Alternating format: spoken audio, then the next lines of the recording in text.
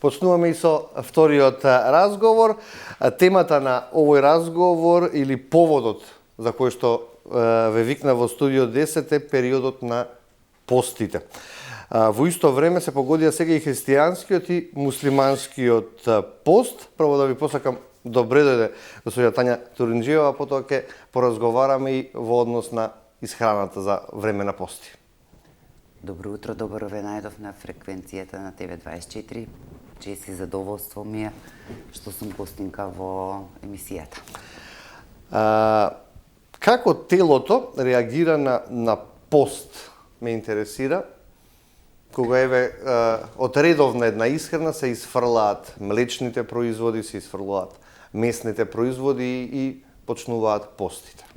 Во вашиот уводник убаво кажавте дека во овој период се поклопуваат три видови на пости, католичките, пошто ми се оваа година поклопуваат католичките со нашите православни, меѓутоа во исто време се и муслиманските пости, така да период е баш кога ќе офатиме сите оние кои што се на пости. Муслиманските ми се малце подобри, помалку битни, меѓутоа по-специфичен пост има, затоа почна со христијанските пости. Прво нема лоши пости. Не ги реков дека се лоши, не, сакам да расчистиме некои работи, пошто некои со гледување и сваќање сметаат дека одредени пости може да бидат лоши. Јас не би дефинирана... И ги сожалуваат луѓето кога ќе видат дека постат, леле како издржуваш, леле како тие. Не само тоа, него која е поентата на постењето? Значи, селекцијата на исхрана, да, пошто секој од сите пости си има најразлични методи како го практикува тие пости, меѓутоа генерално е чистење на организмот и најважното е чистење на духот. Така. Што е многу важно, пошто знаеме дека во здраво тело мора да има и здрав дух. Сега, од научна гледна точка, нашите православни пости се најздравите пости, ако можам да кажам, затоа што во нашата исхрана се тргаат и се селектираат животинскиот протеин, кој што точно знаеме како со истражувања и со научни докази е докажано дека животинскиот протеин го ремети организмот, иницира некои скриени заболувања кои што со внеснатој животински протеин ќе излезат на површината ако го имаме во себе, што значи дека сите оние кои што се на пости во моментов, нели, треба да едноставно се посветат на тие работи кои што се здрави. Затоа што можеш да постиш, ама да јадеш, не знам, лепи и мармалати, да мислиш дека здраво се храниш и здраво постиш.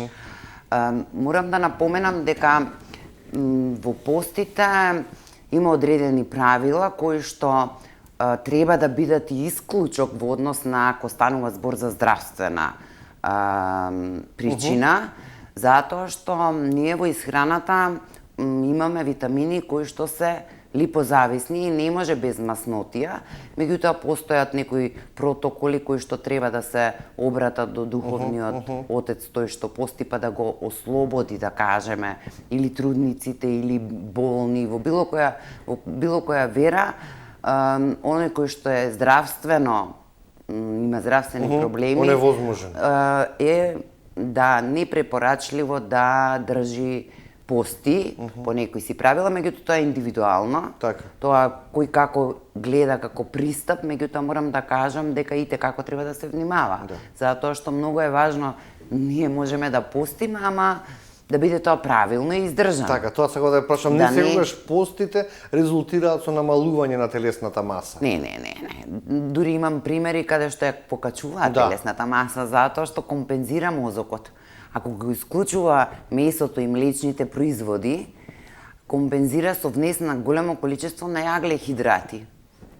И тука настанува еден дисбаланс во однос на сето тоа да место да намали килограми, тој изголемува килограми, што значи дека многу е важно начинот на кој што ќе пристапите кон постите. Факт е дека се рефлектира многу позитивно на организмот. Таа селекција на исхрана, која што се воведува во однос на постите, и те како позитивно влие, особено кај некој кој што има замастен црн дроб, значи замастениот хепар без разлика прави се обезмастува со постите, тоа е и видливо на крвни анализи, намалување на маснотиите, на липидниот статус, на лошиот холестерол, кој што и како на триглицеридите во зависност ако внесуваме правилно како што треба многу овош и зеленчук, а не јадеме тешки јаглехидрати од типот на компир или како што спомнав лепи мармалад,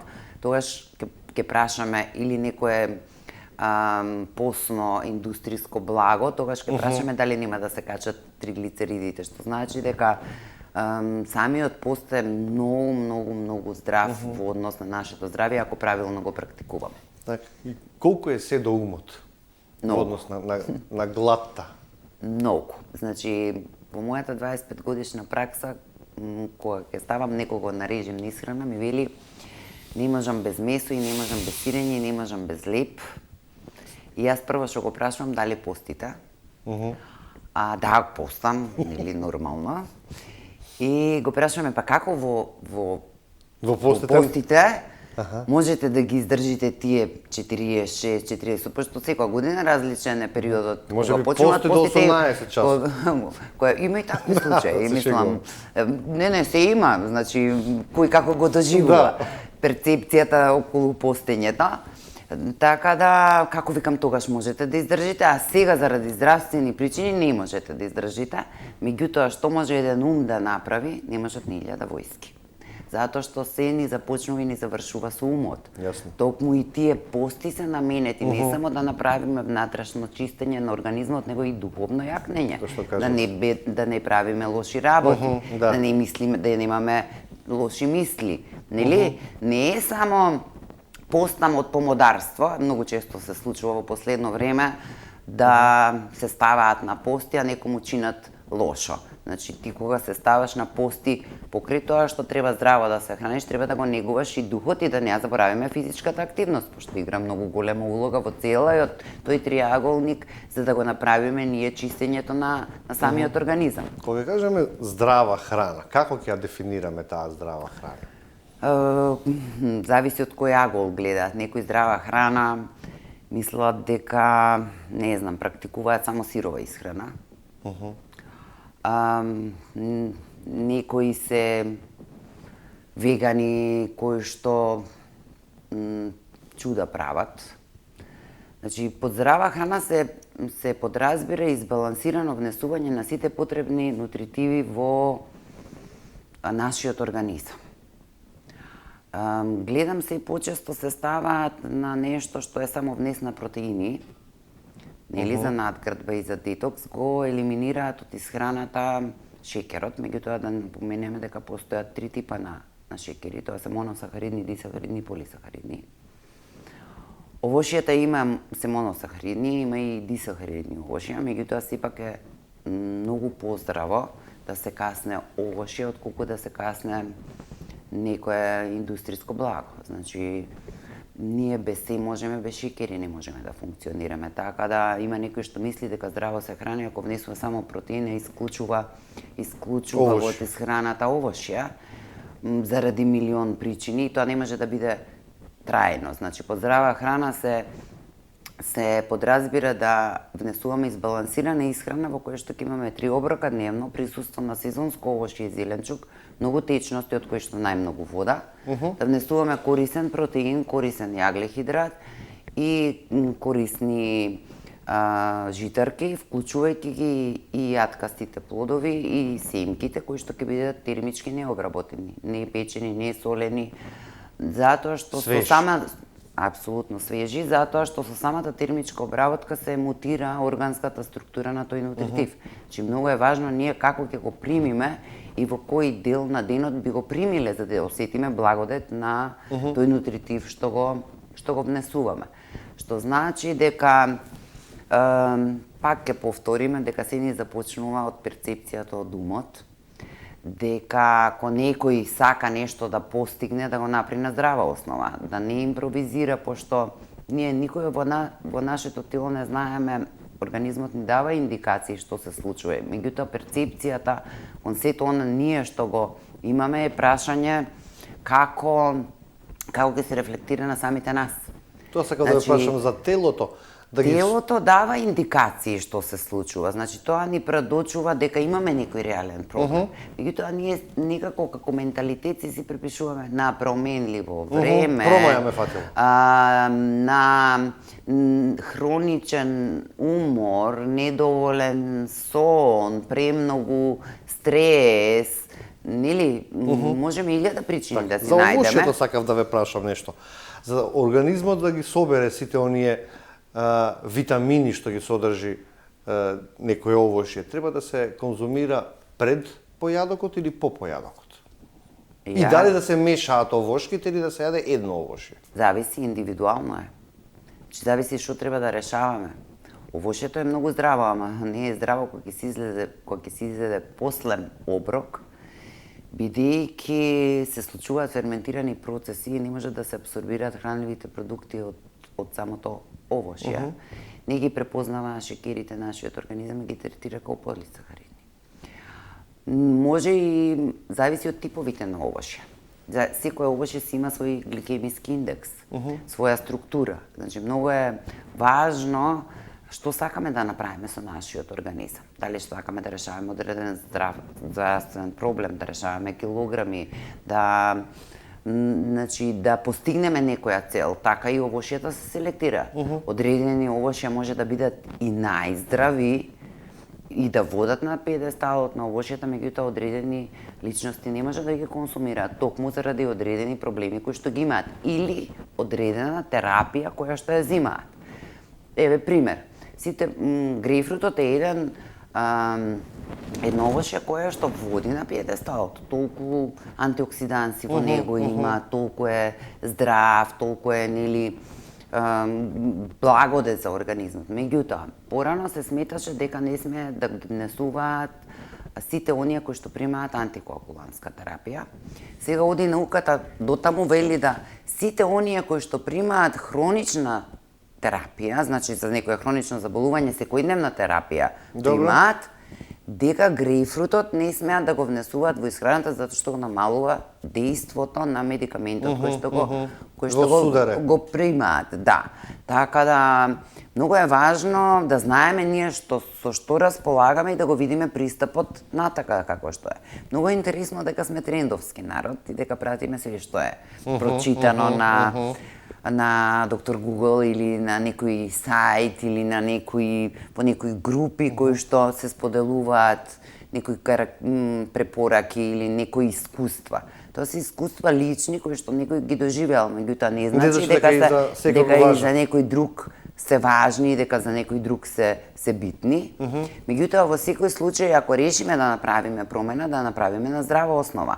Тоа значи дека ние треба да знаеме со што располагаме и да пристапиме сериозно кон решавање на проблемот во однос со исхраната, затоа што храната може да биде наш лек или наш уништувач. Како ќе се храниме, така ќе не служи сопственото здравје. Така, бидејќи сум претежно економски новинар и сакав да ве прашам нешто и околу здравата храна, меѓутоа и што правиме со ограничениот буџет. Се поскапо е и овошјето, и зеленчукот, да не зборуваме за јаткастите плодови. Како да се храниме здраво со ограничен буџет? Вака сега, за цело ова време ми дава... За здравје не се жали, така, меѓутоа кога ги немаме парите, да расчистиме една работа. Значи, ми давале да направам колку би чинела една кошничка, која што, нели, би била здрава.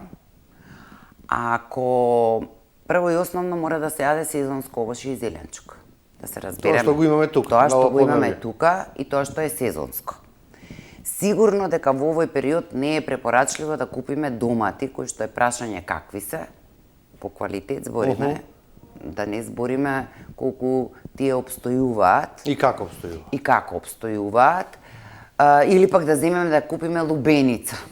Сега во овој период се знае кога се јаде. Доматот се знае кога се јаде. А ја имам во маркетите. Да, меѓутоа во нашата перцепција, на нашиот менталитет, салата не е домат.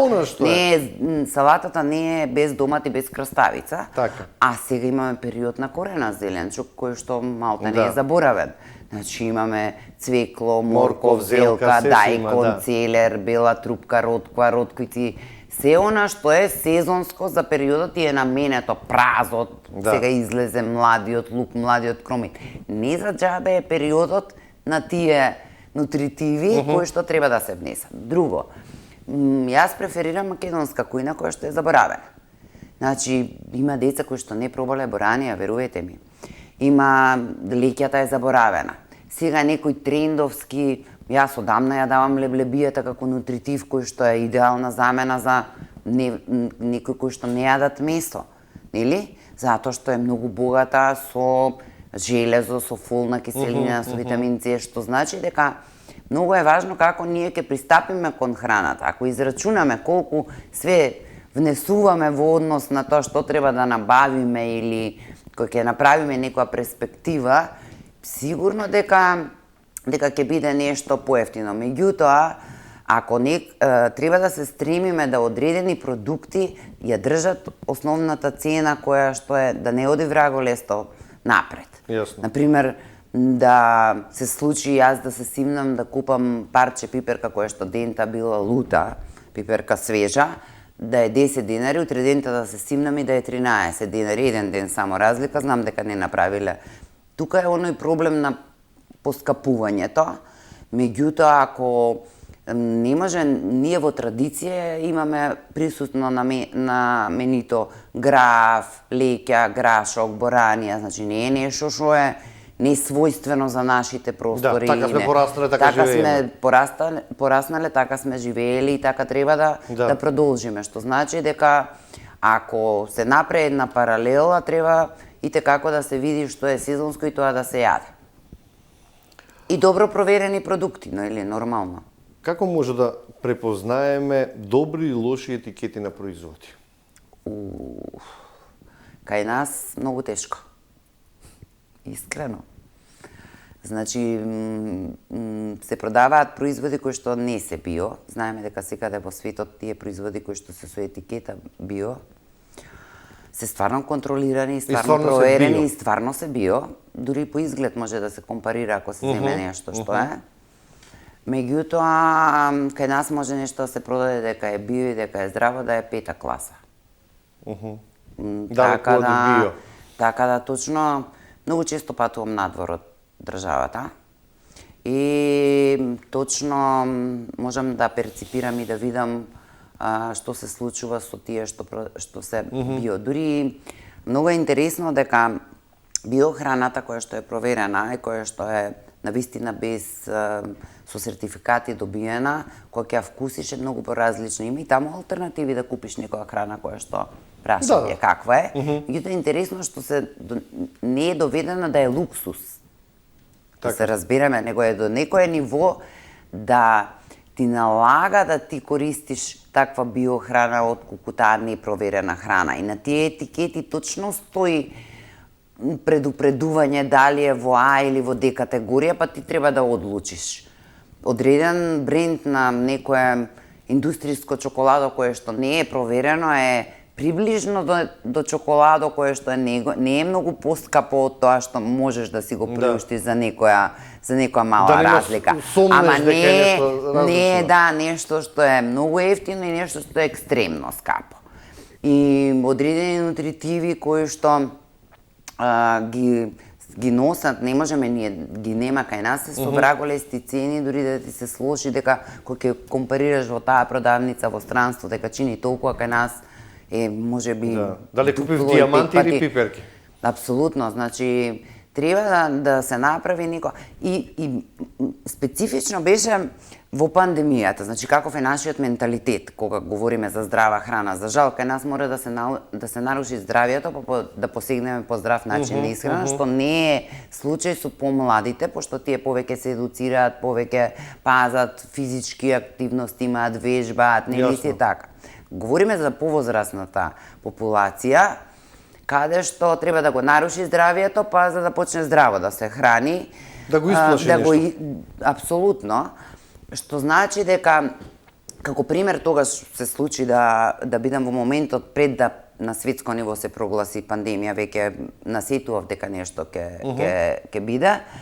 кога одеа по маркети, луѓето да купуваат во Германија, купуваа смрзнато овошје, купуваа леки, борани и така натака. Тоалетната хартија беше хит секаде во светот, да се разбереме. Меѓутоа, кога дојдов овдека и кога се подготвував, кај нас се купуваше бело брашно, макарони, квасец. Да се најадеме. Апсолутно не мислејќи на ништо што би било здраво, затоа што се знаеше дека станува збор за вирус. Така да, малце менталитетот ни е чуден и малце ни е специфичен, ама кога ќе биде здравието во прашање, тогаш се освестуваме само да не биде доцна. Да си го слушаме организмот, затоа што тој ни е репер што се случува во моментот. Како се градат здрави навики? Од мали нозе. Од едукација од мали нозе. Многу е интересно дека младите мајки ги хранат децата здраво до наполнување на 1 година, а после тоа што ќе може за да не го продолжи континуитетот. Значи почнувајќи тука од, не знам, смоки, чипсови, од непроверени продукти, ја немаат тој континуитет на вдесна здрава храна, а до година дена се прецизни и стрикни, строго читаат, се што треба се чита, се прави, меѓутоа по година дена или година и пол, толку и престана, да.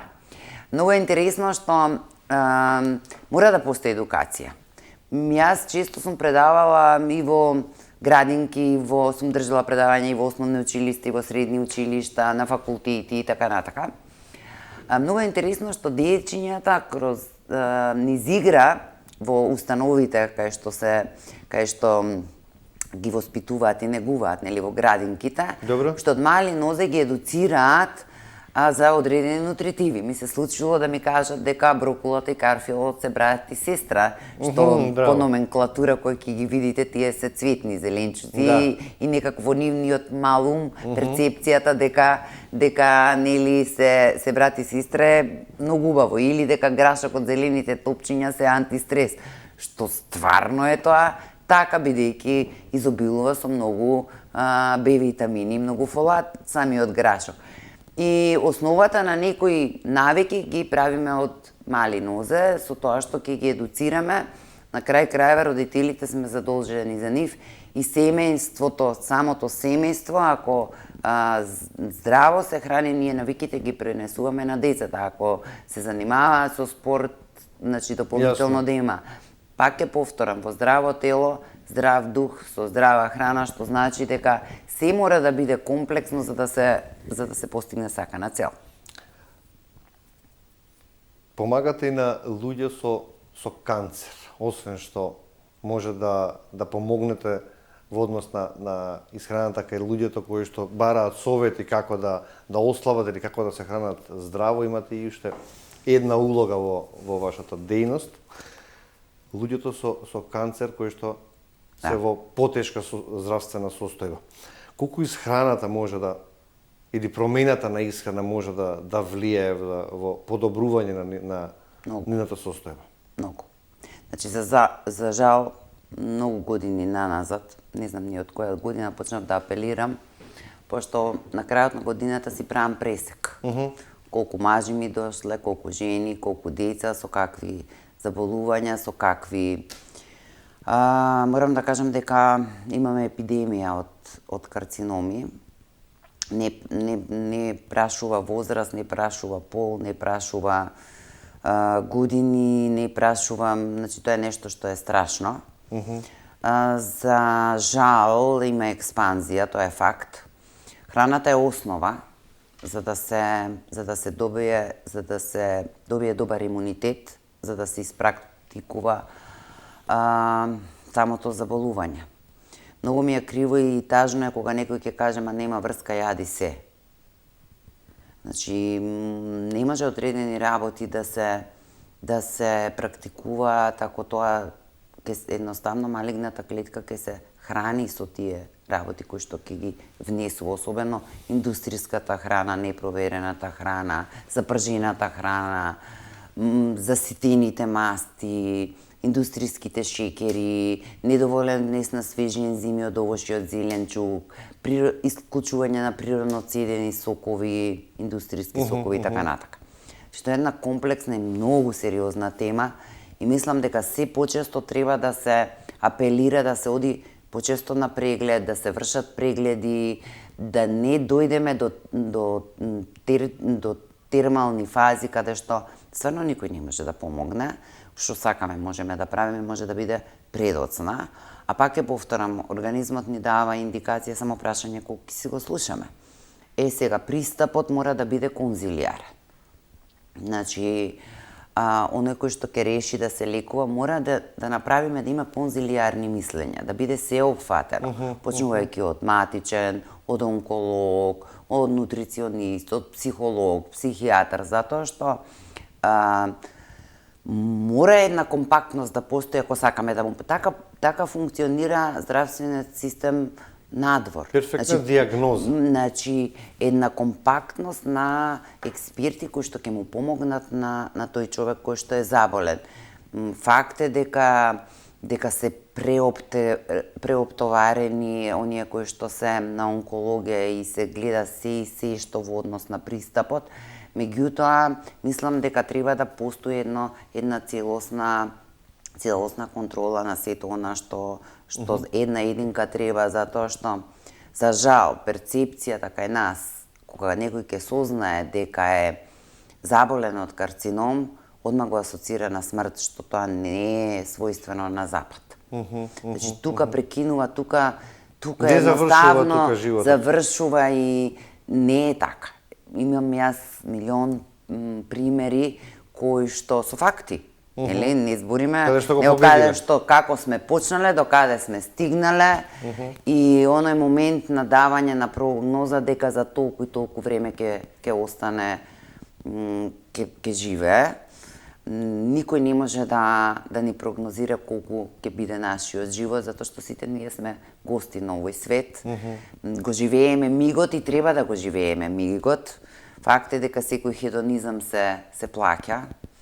Така да, мислам дека мора што почесто да се одржуваат предавања, трибини, едукации, емисии од таков тип кои што ќе се соберат неколку експерти кои што отворено ќе дискутираат на таа тема и сите оние кои ќе осознаат дека имаат карцином, само да имаат позитивна мисла, верба и промена на начинот и стилот на живење. Не само кон храната, него и кон целокупниот